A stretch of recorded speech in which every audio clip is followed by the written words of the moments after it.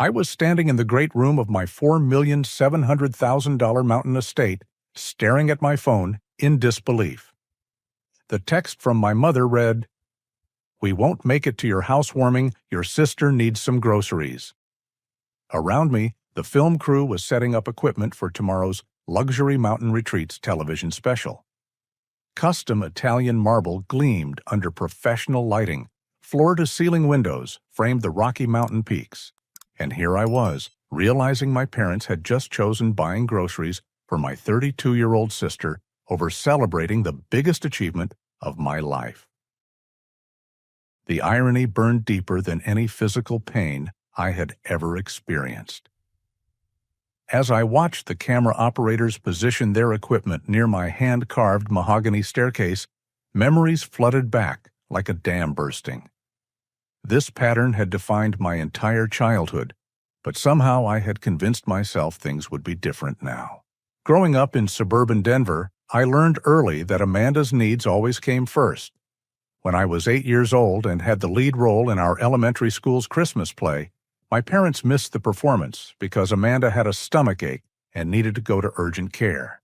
It turned out to be nothing more than too much candy, but I stood on that stage scanning the audience for their faces that never appeared. When I was 16 and my science fair project qualified for the state competition, my parents couldn't drive me because Amanda needed help moving into her third apartment that year.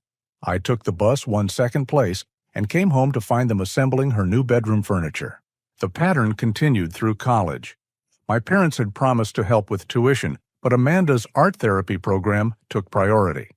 She changed majors 4 times each switch, requiring additional courses and extended semesters. Meanwhile, I worked 3 jobs to pay my way through computer science at Colorado State University, pulling all-nighters to balance coding assignments with shifts at the campus bookstore, local pizza delivery, and weekend tech support for elderly residents in town. During those grueling years, I built something remarkable. Between my sophomore and junior year, I developed a customer relationship management software that small businesses actually wanted to use. Unlike the bloated, expensive systems dominating the market, my program was intuitive, affordable, and designed by someone who understood the daily struggles of entrepreneurs. I tested it with local shops around Fort Collins, refined the interface based on their feedback, and slowly built a client base.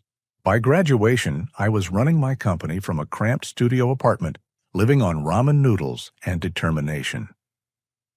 Sarah entered my life during this period, a marketing coordinator at a local advertising agency, who believed in my vision even when I doubted myself. She helped me understand that technical excellence meant nothing without effective communication, teaching me how to present my ideas clearly to potential investors and clients. The business grew steadily.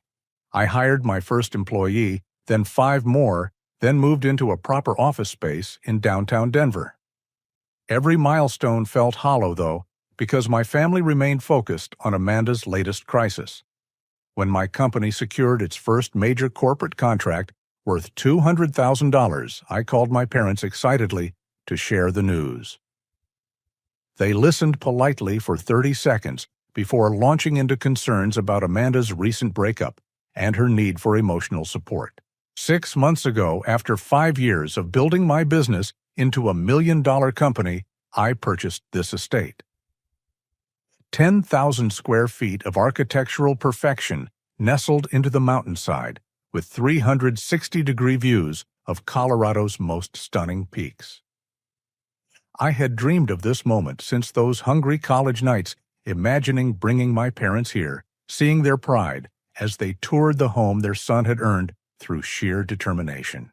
I planned the housewarming party for 3 months, personally calling my parents multiple times to ensure they could attend. I described the infinity pool that seemed to spill directly into the valley below the wine cellar I was stocking with vintages from around the world, the home theater with cinema-quality sound.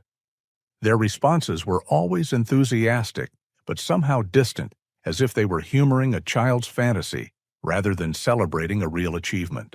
Sarah had expressed concerns about my family dynamics, gently suggesting that their priorities seemed consistently misaligned with supporting my success.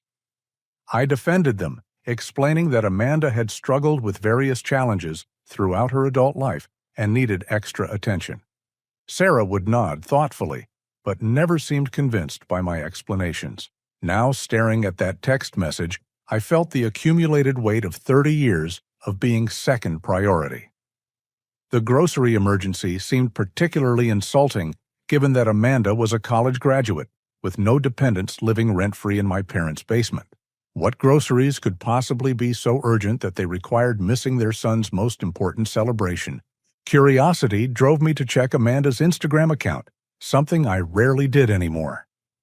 The most recent post uploaded just 2 hours earlier showed her lounging poolside at the Broadmoor Resort in Colorado Springs. She was wearing an expensive-looking bikini, holding a cocktail with a tiny umbrella caption, reading, "Treating myself to some much-needed self-care. Life is too short not to enjoy the finer things." The Broadmoor. I knew their day rates started at $500. Their spa packages cost more than many people's monthly rent. And according to my mother, Amanda needed groceries so desperately that it prevented my parents from driving 90 minutes to see their son's life-changing achievement. I scrolled further through Amanda's recent posts.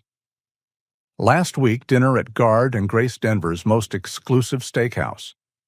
3 days ago, shopping bags from Nordstrom and Louis Vuitton spread across her bed. A week before that, front row seats at a Broncos game tickets that typically sold for over $1,000 each. The pieces of a disturbing puzzle began forming in my mind. I called my cousin Tyler, hoping for perspective on what seemed like increasingly obvious contradictions in my family's financial priorities. "Christoph, congratulations on the TV thing," Tyler said immediately upon answering. "Mom told me you're going to be on that luxury homes show. That's incredible, man." "Thanks, Tyler. Actually, I'm calling because something weird is happening. My parents said they can't come to my housewarming because Amanda needs groceries, but her social media shows her living like a trust fund baby. Do you know what's going on?" Tyler's silence stretched longer than comfortable. "Have you talked to your parents about Amanda's situation lately?" "What situation? She's 32 years old and living at home. How complicated can her situation be?" Another pause. "Christoph, I think there are some things you don't know about. Things the family hasn't discussed with you because, well, you've been so busy building your business and everyone figured you didn't need to be bothered with family drama." A cold sensation crept up my spine. "What kind of things? Maybe you should talk to your parents directly. I don't want to be the one to—" "Tyler, just tell me, what's going on with Amanda?" He sighed deeply. "She's been borrowing money from everyone. Mom, Dad, Uncle Robert, even Grandma Helen before she passed. Always for emergencies, always promising to pay it back, never actually doing it. And the amounts keep getting bigger. The revelation hit me like a physical blow." "How much money are we talking about?" "I don't know the total, but Mom mentioned that Uncle Robert loaned her $15,000 last month because she said you needed capital for some business expansion and were too proud to ask for family help." The room seemed to tilt around me. "She told Uncle Robert the money was for my business." "Yeah, and apparently she's told similar stories to other relatives. Everyone thinks they're helping you indirectly by giving money to Amanda." I felt sick. My extended family believed I was struggling financially and too proud to ask for help while I was standing in a multi-million-dollar estate, about to be featured on national television. Meanwhile, Amanda was using my name and reputation to fund what appeared to be an increasingly expensive lifestyle. "Tyler, I need you to be completely honest with me. What else do you know? Last Christmas, when you couldn't make it to the family gathering because of that client emergency, there was a lot of discussion about Amanda's problems. Your parents have been covering some significant expenses for her. I don't know all the details, but it's been going on for years." Everything made horrible sense now. My parents' distance, their inability to celebrate my successes, their consistent focus on Amanda's needs. They weren't just enabling her anymore, they were actively participating in some kind of financial deception that used my reputation as collateral. I hung up with Tyler feeling nauseated and betrayed. Tomorrow, cameras would capture every detail of my beautiful home while broadcasting my story of entrepreneurial success to millions of viewers. My parents would be noticeably absent, having chosen to prioritize Amanda's grocery needs over their son's triumph. But now I understood those groceries were likely just another lie in what seemed to be an elaborate web of manipulation and financial irresponsibility that had somehow made me an unwitting accomplice. The next morning arrived with Colorado's trademark crystalline sunshine streaming through the estate's floor-to-ceiling windows. As I prepared coffee in my professional-grade kitchen, I watched the production crew unload equipment that probably cost more than most people's annual salaries. Today would transform my private sanctuary into a television showcase broadcast into millions of homes across America. Jennifer Walsh, the show's producer, had discovered my property through an architectural magazine feature 6 months earlier. Luxury Mountain Retreats was cable television's highest-rated home and lifestyle program, known for featuring only the most extraordinary properties owned by fascinating people with compelling stories. Jennifer had called personally after seeing the magazine's spread, explaining that my estate possessed exactly the kind of architectural excellence and personal narrative their audience craved. "We're not just showcasing beautiful homes," Jennifer had explained during our initial meeting. "We're telling stories about people who've achieved something remarkable. Your journey from college entrepreneur to tech success combined with this stunning property represents exactly what American dreams can become with enough determination and vision." The estate itself seemed designed for this moment. Architect Michael Harrison had created something that felt both grand and intimate, modern yet timeless. The main floor flowed seamlessly from the marble-floored foyer through the great room with its 2-story stone fireplace into the chef's kitchen with custom cabinetry and restaurant-quality appliances. Floor-to-ceiling windows in every room framed the Rocky Mountains like living artwork, while the infinity pool appeared to spill directly into the valley 3,000 feet below. Jennifer had been particularly impressed by the wine cellar, a temperature-controlled masterpiece carved into the mountainside that could store over 2,000 bottles. The home theater featured leather seating for 12, a projection system that cost more than most people's cars, and acoustics, engineered by the same company that designed systems for major recording studios.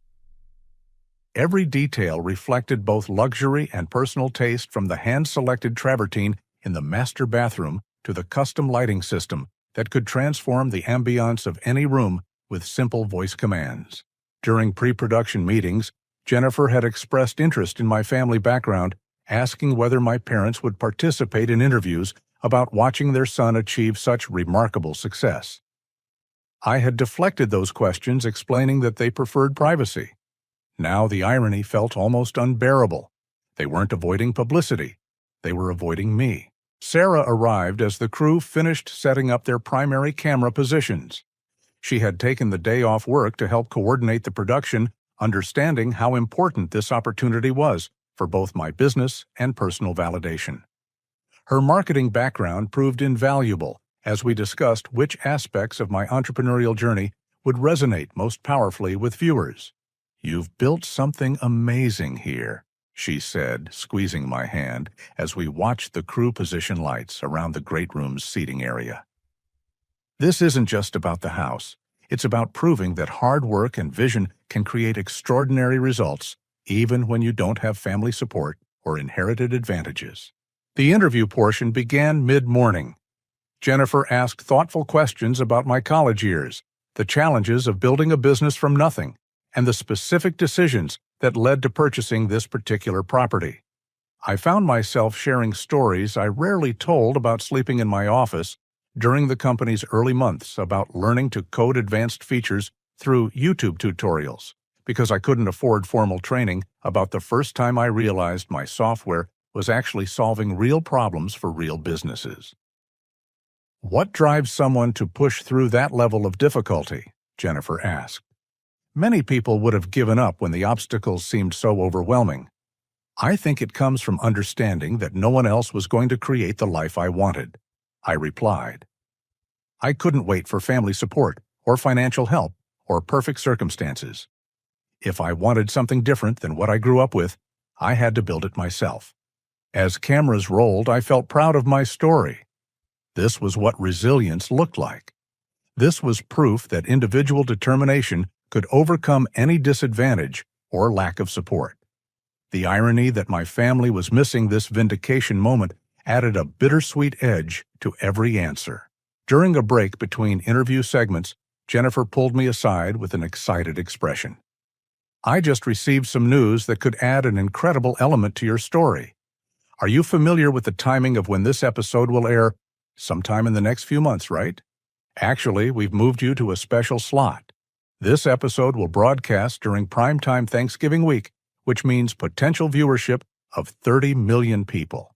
It's our biggest audience of the year, reserved for only our most compelling stories." The magnitude of that number hit me like a physical force. 30 million people. More viewers than most Super Bowl commercials reached. My story of building a business from nothing, creating this mountaintop sanctuary through pure determination, would be broadcast into homes across America during the holiday most associated with family gratitude and togetherness. "There's more," Jennifer continued. "We've been following up on the business angle of your story. Our research team discovered that your company is currently in acquisition discussions. If that moves forward, we'd like to include an update about your growing success during the broadcast." I stared at her, wondering how her research team had uncovered information I hadn't shared with anyone outside my closest business advisors. The acquisition discussions were indeed happening, but they were confidential negotiations with a major tech corporation based in Silicon Valley. If those talks succeeded, my company would sell for an amount that would change my life permanently. "How did you find out about the acquisition?" "We have researchers who track successful entrepreneurs featured on our show. When someone builds a business significant enough to afford a property like this, other businesses notice. The story becomes even more compelling when we can show ongoing success rather than just past achievement." As filming resumed, I felt the weight of how public this moment was becoming. Tomorrow night, millions of families would watch my story during their Thanksgiving celebrations. They would see this estate, hear about my journey from struggling college student to successful entrepreneur, and learn about business achievements that my own family had never fully acknowledged or celebrated. Sarah helped coordinate the crew as they captured footage of the property's exterior features. The infinity pool looked spectacular on camera, especially with the Rocky Mountain backdrop. The outdoor kitchen and entertainment area showcased the kind of lifestyle that most viewers could only dream about achieving. "Your phone has been buzzing constantly," Sarah mentioned during another break. "Are you expecting important calls?" I checked my messages. 3 missed calls from my parents, 2 from Amanda, and several texts from various family members asking about rumors that I was filming something significant. Word was spreading through my extended family network, creating exactly the kind of attention I had hoped my parents would want to share rather than avoid. Marcus called as the crew prepared for their final shots. My best friend since college had supported me through every difficult period of building my business. "Dude, Tyler told me about the family situation with the housewarming. Are you okay?" "I'm fine, Marcus. Actually, I'm better than fine. This TV thing is going to be massive. Tyler also mentioned some stuff about Amanda borrowing money using your name. That's seriously messed up, man." "Yeah, I'm still processing that information. But you know what? Let them figure out their priorities. I'm done adjusting my life around other people's dysfunction." "Good for you. When does the show air?" "Thanksgiving week. Prime time. 30 million viewers." Marcus whistled low. "That's going to change everything. Your business, your profile, everything. Are your parents going to watch?" "I honestly don't know anymore. They don't seem particularly interested in my success unless it somehow relates to Amanda's needs." As the film crew packed their equipment, I felt simultaneously proud and melancholy. This property represented everything I had worked toward, everything I had sacrificed to achieve. Tomorrow night it would be showcased to a national audience as an example of what American entrepreneurship could accomplish. My parents would presumably be at home helping Amanda with whatever grocery emergency had been more important than celebrating their son's triumph. They had no idea that their absence would be broadcast to 30 million people as a backdrop to a story about succeeding despite lack of family support. Jennifer shook my hand as her team finished loading their trucks. This is going to be one of our most powerful episodes. Your story represents something viewers really connect with, the idea that you can create an extraordinary life through determination, even when you don't start with advantages or support. As I watched their vehicles disappear down the mountain road, I realized that tomorrow night would mark a turning point. One way or another, my family was about to learn exactly what they had chosen to miss. The week between filming and broadcast passed in a blur of business meetings and mounting anticipation. My company's acquisition negotiations intensified as the purchasing corporation's legal team worked through due diligence procedures. The timing felt almost surreal. Everything I had built was reaching culmination simultaneously.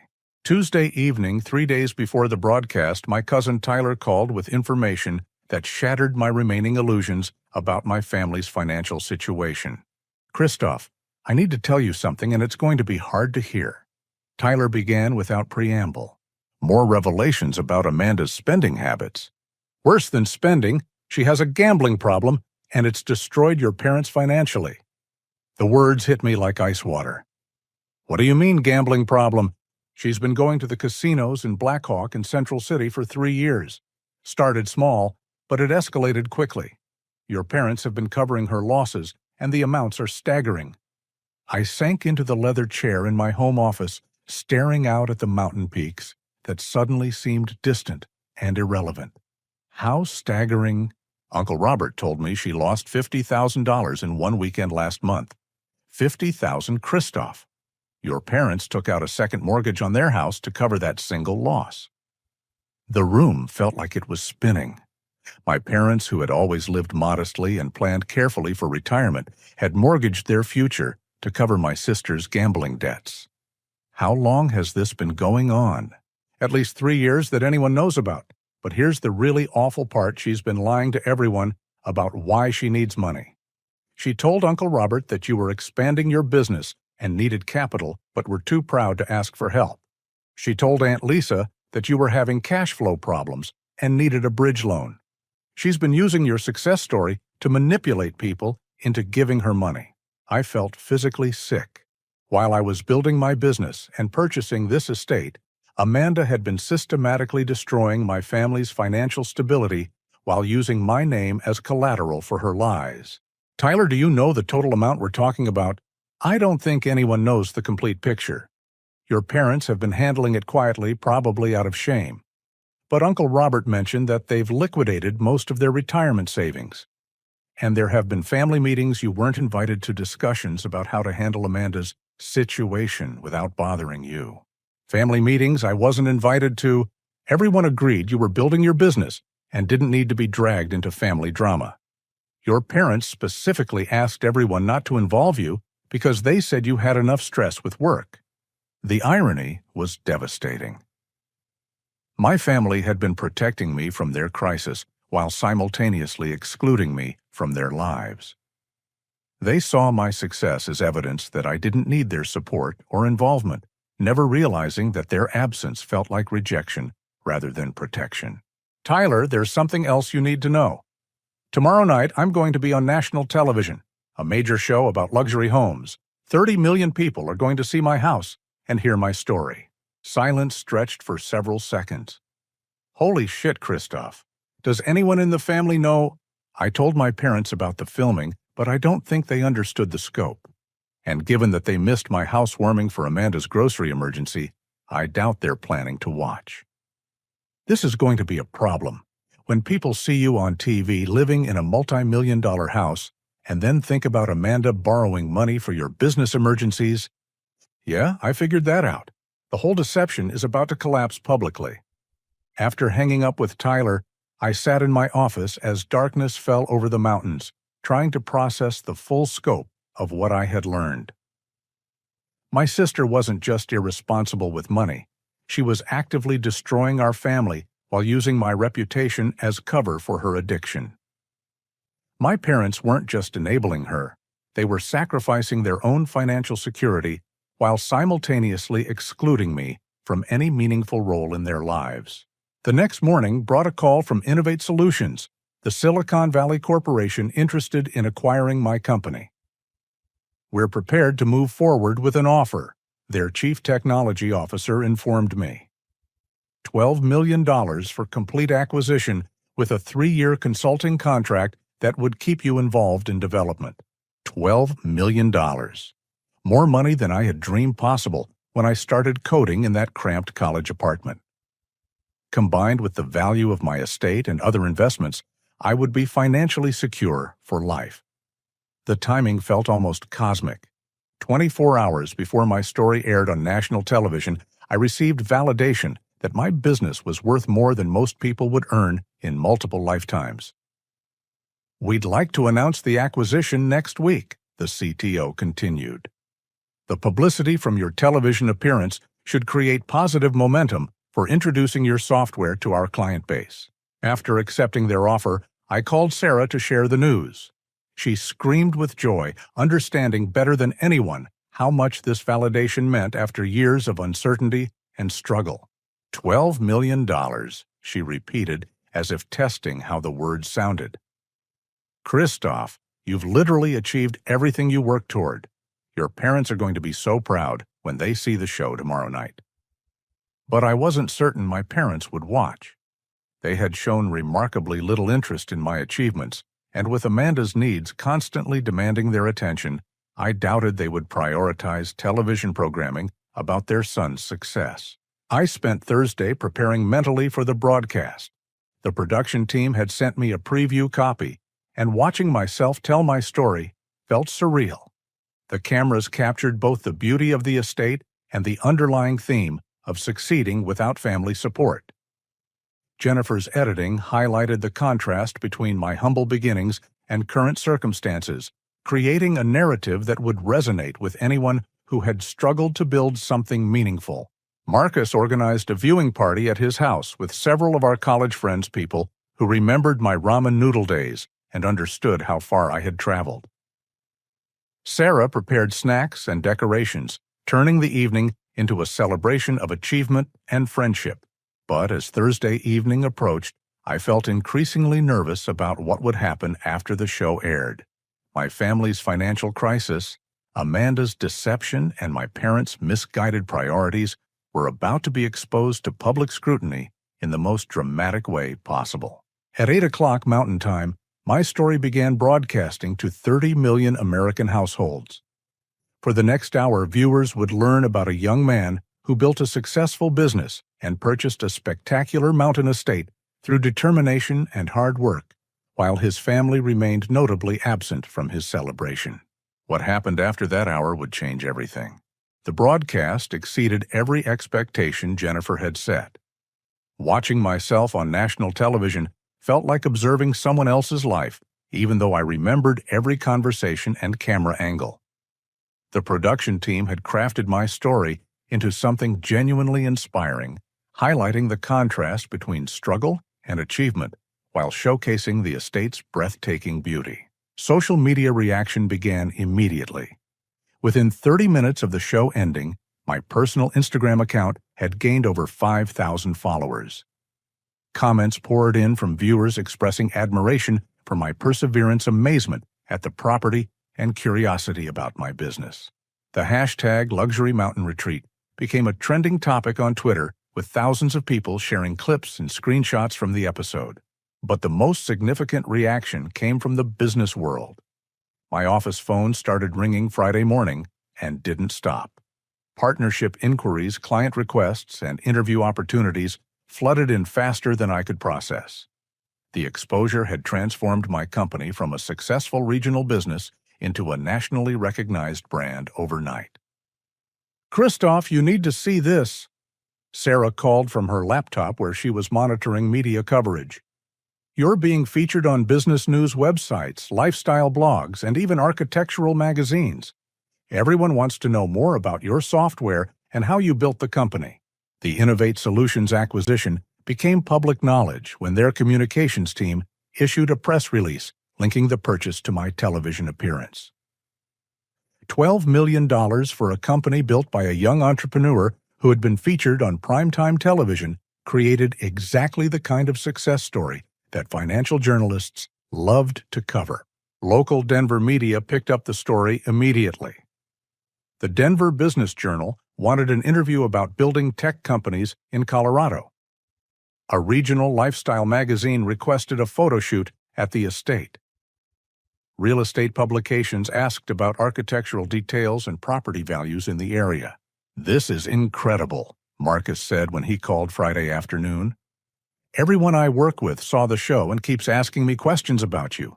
You're like locally famous now." But the most interesting development came from unexpected sources. My high school guidance counselor called to congratulate me and ask whether I would consider speaking to current students about entrepreneurship.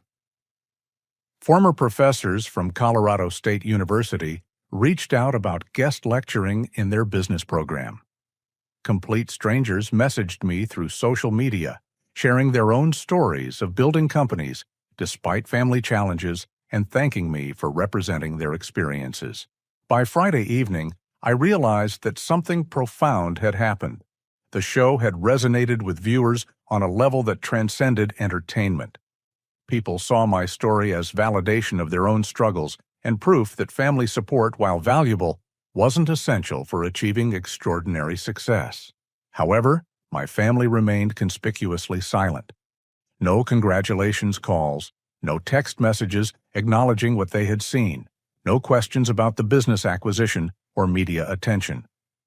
Their absence from my moment of triumph felt even more pronounced now that thousands of strangers were celebrating my achievement.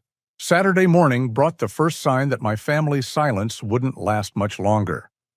Uncle Robert called, his voice tight with confusion and anger.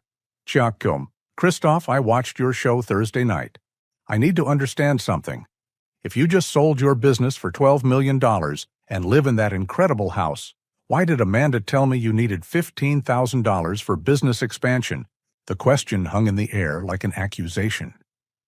"Uncle Robert, I have never asked Amanda to borrow money on my behalf. I didn't know she had told you that until this week. So she lied to me?" "She said you were too proud to ask family for help directly, so she was handling the request for you.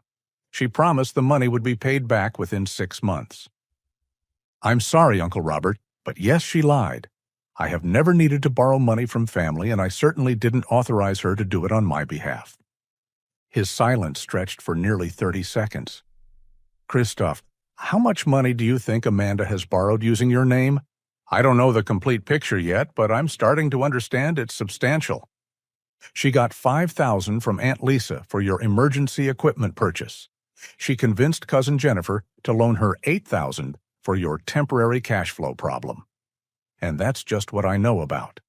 The scope of Amanda's deception was larger than I had imagined.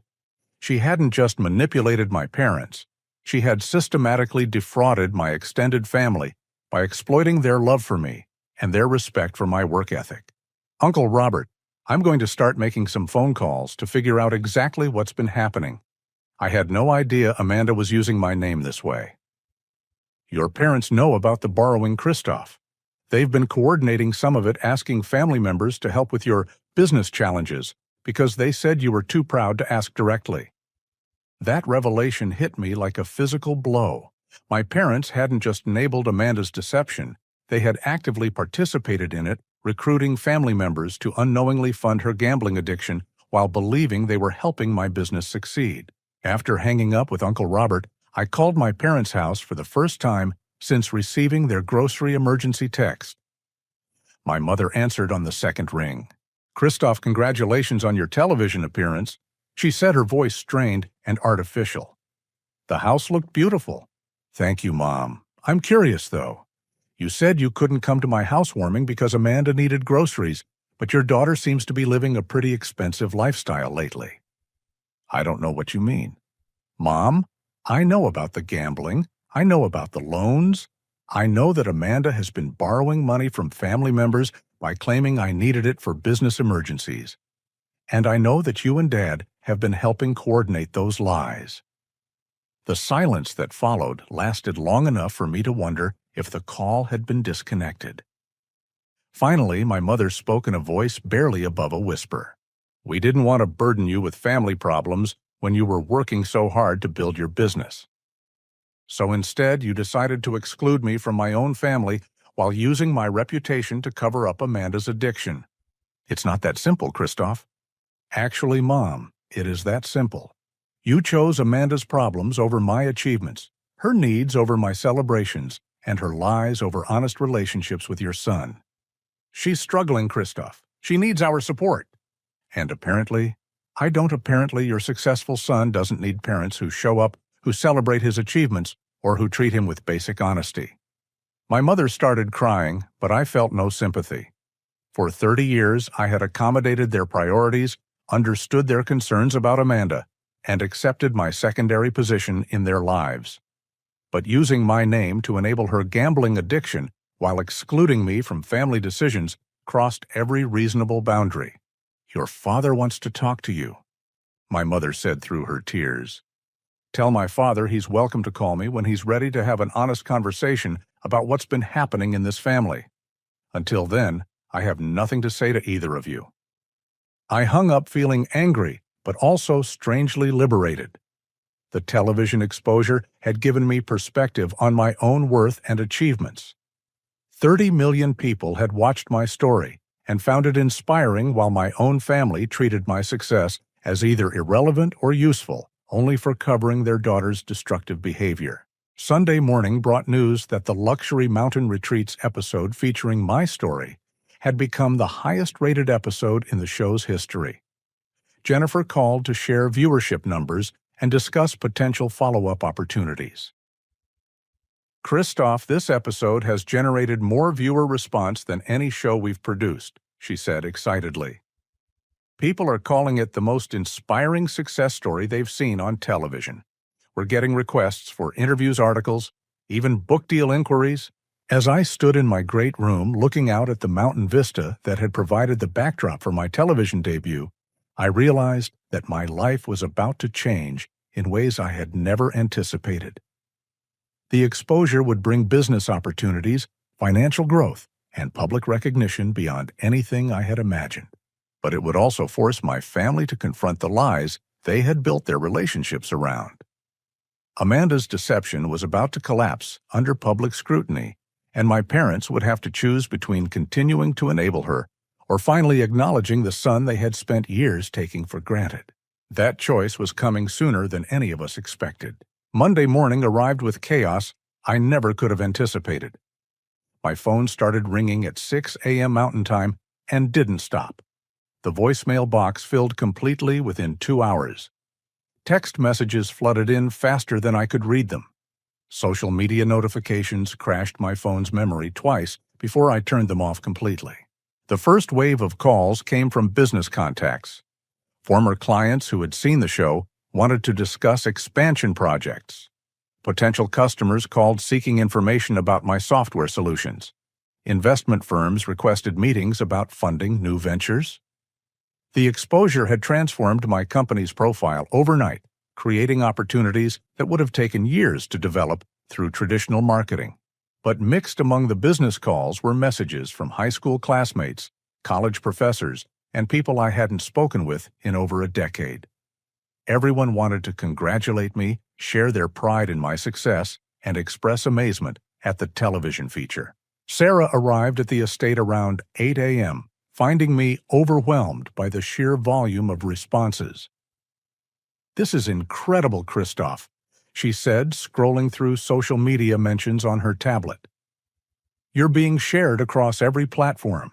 People are posting screenshots of your house, quoting things you said during the interview, and sharing their own stories about overcoming family challenges." The positive response felt surreal after years of family indifference. Complete strangers understood and celebrated my achievements, while my own parents remained silent. The contrast highlighted how dysfunctional my family relationships had become. Around noon, the first family crisis call came through.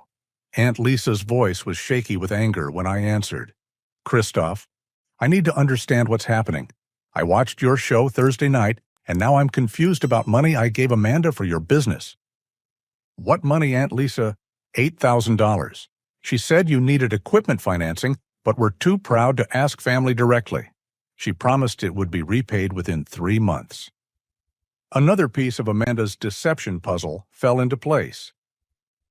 "Aunt Lisa, I never asked Amanda to borrow money on my behalf.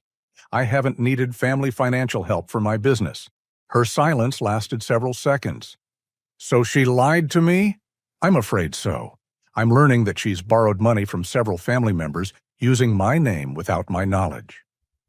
"Christoph, if you didn't need that money for business, what did she do with it?" "I believe Amanda has a gambling addiction, and she's been using borrowed money to cover her losses." Aunt Lisa's response was immediate and furious. $8,000 went to gambling. That money came from my emergency savings. I trusted her because I thought I was helping you succeed. Throughout Monday afternoon, similar calls continued. Cousin Jennifer had loaned Amanda $5,000 for my supposed cash flow crisis. Cousin David had contributed $3,000 for my emergency equipment purchase. Uncle Michael had provided $7,000 for my alleged temporary expansion financing. By evening, I had identified over $30,000 in loans Amanda had secured from family members by claiming the money was for my business needs. Each relative expressed the same pattern. Amanda had approached them privately, explained that I was too proud to ask for help directly, and promised quick repayment once my business stabilized. The systematic nature of her deception was staggering. She had exploited our family's love for me and their respect for my work ethic to fund what appeared to be a devastating gambling addiction. Meanwhile, my parents had not only enabled these lies, but actively participated in recruiting family members to contribute. Tuesday brought even more disturbing revelations. Uncle Robert called with information that shattered my remaining illusions about my family's situation. "Christoph, I've been talking with your father about this whole mess. There are things you need to know about your parents' financial condition." "What kind of things?"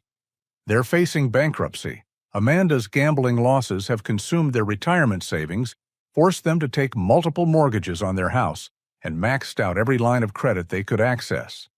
They're 3 months behind on their mortgage payments." I felt like someone had punched me in the stomach. While I was building wealth and purchasing a mountain estate, my parents were losing everything to cover my sister's addiction. "Uncle Robert, how long have you known about this?" "Your father called me last month asking for a personal loan to avoid foreclosure. $25,000. I didn't have that much available, but I offered to help him explore other options." "And he didn't tell me any of this." "He specifically asked me not to contact you. He said you were focused on your business and didn't need to be burdened with family problems." The irony was devastating. My parents were facing financial ruin while protecting me from knowledge that might have allowed me to help them. Their misguided desire to shield me from family drama had created a situation where they suffered in silence while I remained oblivious to their crisis. Wednesday morning brought the call I had been dreading. My father's name appeared on my phone screen at 7 a.m. "Christoph, we need to talk," he said without preamble. "Can I come see you today?" "Dad, I think we're past the point where casual conversation is going to resolve anything. I know about Amanda's gambling. I know about the money she's borrowed using my name. I know that you and Mom helped coordinate those loans. And I know that you're facing bankruptcy." His silence stretched for nearly a minute. When he finally spoke, his voice was broken and defeated. "I need to see your house, Christoph. I need to understand what we missed while we were dealing with Amanda's problems." "What you missed, Dad, was your son. What you missed was celebrating someone who actually succeeded, instead of enabling someone who's destroying everything she touches." "Please, Christoph, let me come see what you've built. Let me try to explain what's been happening." Against my better judgment, I agreed to meet him that afternoon. The conversation would either begin healing our family or end our relationship permanently. Given the scope of lies and manipulation I had uncovered, I wasn't optimistic about reconciliation.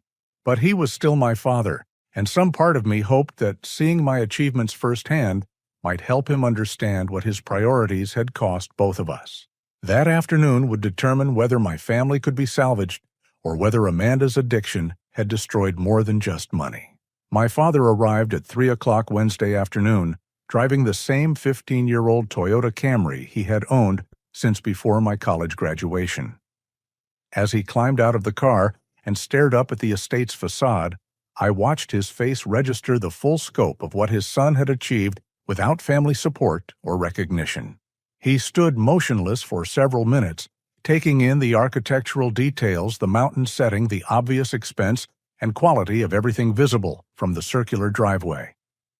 When I opened the front door, his expression showed a mixture of awe, pride, and something that looked like shame. "Come in, Dad," I said, my voice carefully neutral. He entered the foyer slowly, his weathered hands running along the custom millwork, his eyes moving from the marble floors to the chandelier to the sweeping staircase. "Christoph," he whispered.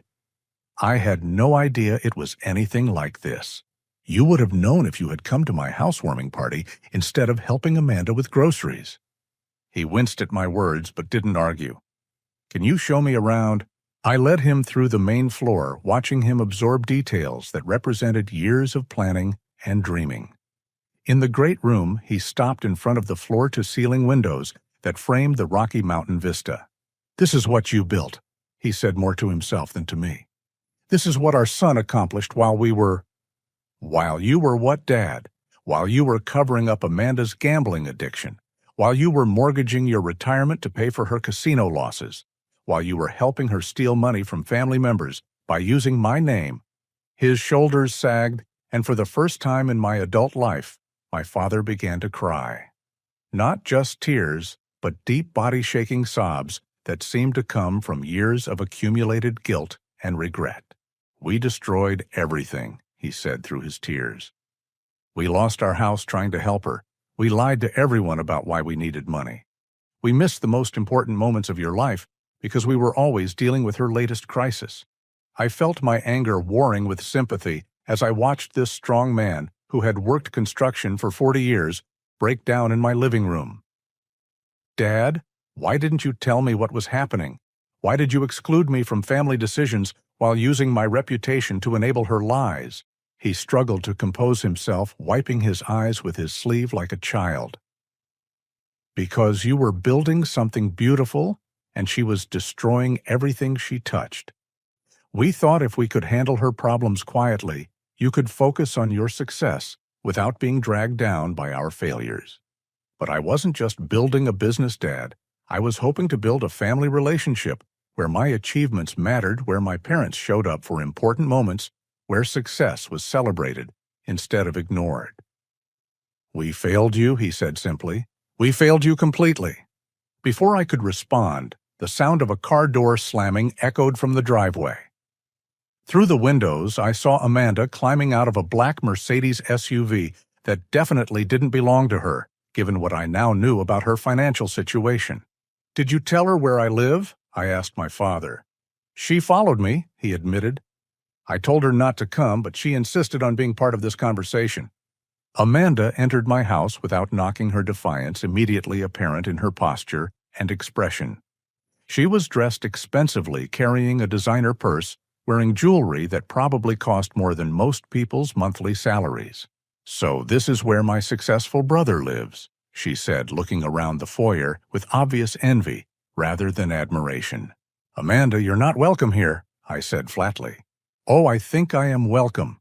Considering how much money I've raised for your business expansion, I think I deserve to see what my efforts helped you build." The audacity of her statement took my breath away. "Your efforts, you stole money from our family by lying about my financial needs. You destroyed Mom and Dad's retirement to cover your gambling addiction. You've never contributed a single thing to my success. I borrowed money when the family needed help," she said, her voice rising defensively. "Everyone understood it was temporary. Amanda, there was no family emergency." My father interrupted, his voice stronger now. "You lost that money gambling, and you've been lying about it for years." She turned on him with fury I had never seen before. "You helped me get those loans. You called Uncle Robert and asked him to help with Christoph's business. You can't blame me for problems you helped create. I helped because you told me Christoph needed the money, my father shouted back. You said he was too proud to ask directly, but that he was struggling with cash flow. He was struggling. Look at this place. Nobody builds something like this without financial help somewhere. I built this with money I earned, Amanda. Money from the business I created, the clients I served, the years I worked, while you were spending other people's savings on blackjack tables and slot machines. The room fell silent except for the sound of Amanda's heavy breathing. For the first time in our adult lives, she was being directly confronted by multiple family members simultaneously, with no escape route or manipulation strategy available. You have no idea what it's like to be the failure in this family, she said finally, her voice quieter but still defensive. Perfect Christoph with his perfect business and his perfect house, while I can't even hold a job for 6 months. So you decided to destroy everyone else's financial security because you felt inadequate? I asked. You gambled away Mom and Dad's retirement because my success made you uncomfortable. I didn't mean for it to get this bad, she admitted, tears starting to flow. It started as just occasional casino visits, but when I won big a few times, I thought I could solve everyone's problems by winning enough to pay back what I had borrowed. My father stared at her with an expression I had never seen before, complete disappointment, mixed with recognition that his daughter had become someone he didn't recognize. Amanda, you borrowed over $50,000 in the past year alone, he said. You've lied to every member of our family. You've used your brother's name to commit what amounts to fraud. And now you're standing in his beautiful home, acting like you're the victim. I have a gambling addiction, she screamed. I'm sick, I need help, not condemnation. You're right, I said, surprising everyone, including myself. You are sick and you do need help. But needing help doesn't excuse stealing from family members or destroying other people's lives to fund your addiction. The three of us stood in my great room surrounded by evidence of success built through determination and hard work, confronting the wreckage that addiction and enabling had created in our family. Dad, I said finally, if you want to rebuild any kind of relationship with me, it has to start with honesty and accountability. No more lies, no more manipulation, no more putting Amanda's addiction ahead of everything else in this family. He nodded slowly. What do you need from us? I need Amanda to enter treatment for her gambling addiction immediately. I need both of you to stop borrowing money or asking family members for loans. And I need you to understand that I will help with your financial crisis, but only if we're dealing with the actual problem instead of continuing to enable destructive behavior. Amanda stared at me with shock. You would actually help them after everything that's happened. I would help my parents recover from the financial damage caused by enabling your addiction, yes. But only if you get real treatment and only if they stop prioritizing your immediate desires over long-term family stability. For the first time in years, I felt like we were having an honest conversation about actual problems instead of dancing around lies and manipulation. Whether my family could change remained to be seen, but at least the truth was finally being spoken. The weeks following that confrontation transformed our family in ways I never thought possible. Amanda entered a 30-day inpatient gambling addiction treatment program the following Monday, finally acknowledging the severity of her problem and its impact on everyone around her. My father attended family therapy sessions twice weekly, learning about enabling behaviors and healthy boundary setting for the first time in his life. Most importantly, my parents began treating me like an adult family member rather than a successful stranger they occasionally acknowledged. They visited the estate regularly, not to ask for help or discuss Amanda's latest crisis, but to build genuine relationships based on mutual respect and honest communication.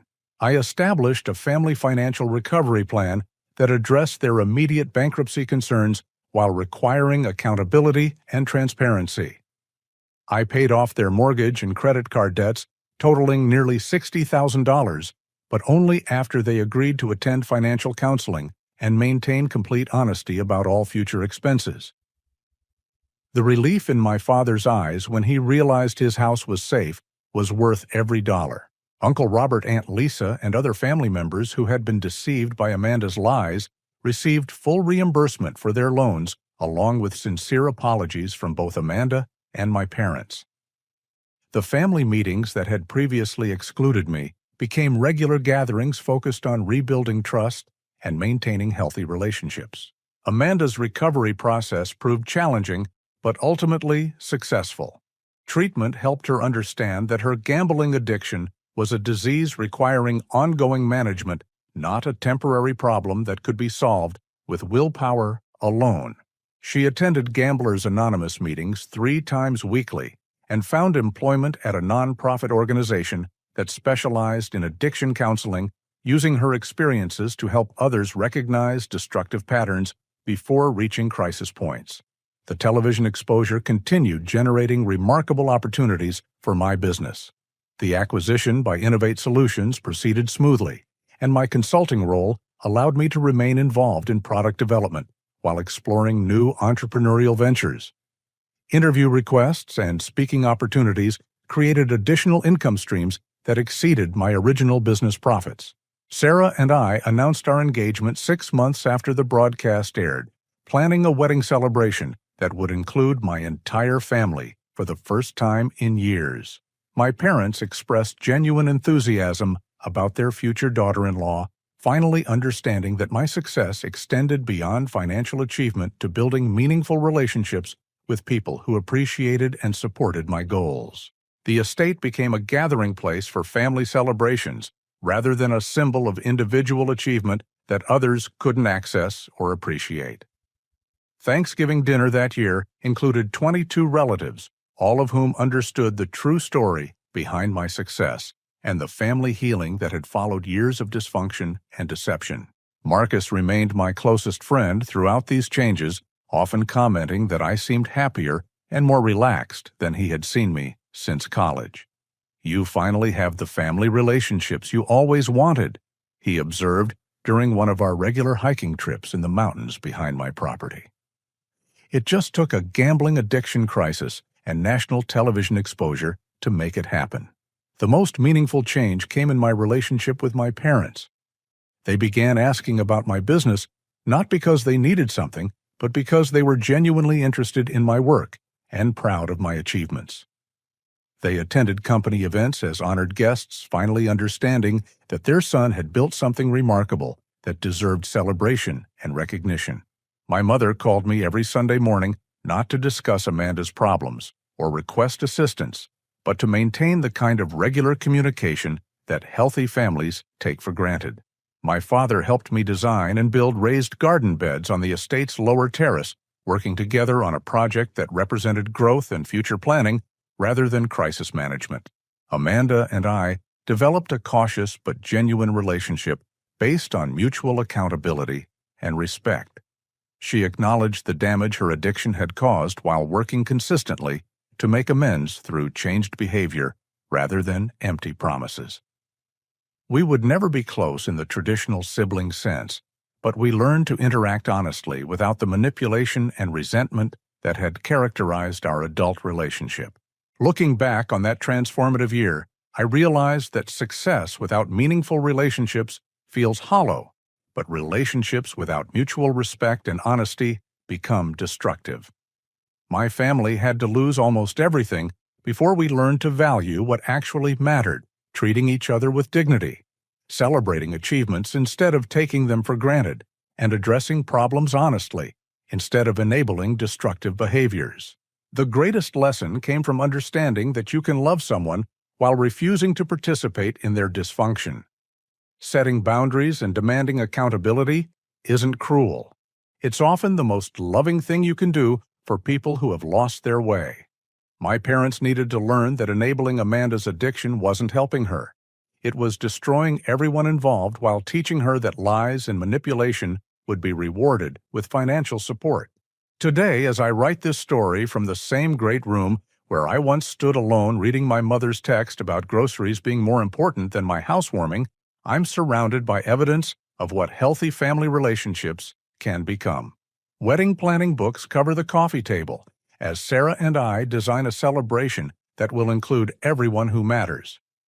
My parents' voices echo from the kitchen where they're preparing dinner for tonight's gathering. Amanda's laughter drifts in from the terrace where she's playing with Marcus's children, demonstrating that recovery creates space for joy and genuine connection. The mountain vista outside these windows remains as spectacular as ever, but it no longer represents solitary achievement. It symbolizes what becomes possible when people choose growth over comfort, honesty over manipulation, and genuine love over enabling dysfunction. If you've made it this far in my story, I want to ask you something important. Have you ever experienced family dynamics where your achievements were overshadowed by someone else's problems? How did you handle situations where enabling behavior was disguised as family loyalty? I'd love to hear your thoughts in the comments below, because I believe sharing these experiences helps all of us recognize that we're not alone in navigating complicated family relationships. If this story resonated with you, please consider hitting that like button and subscribing to hear more real-life stories about overcoming challenges and building meaningful success. Sharing this video with friends or family members who might relate to these experiences would mean the world to me, because sometimes the most powerful thing we can do is help others understand that change is possible even in the most difficult circumstances. Thank you for taking this journey with me, and I hope my family's story reminds you that it's never too late to demand the respect and honesty that every relationship deserves. Sometimes the greatest act of love is refusing to participate in someone else's destruction, even when that someone is family.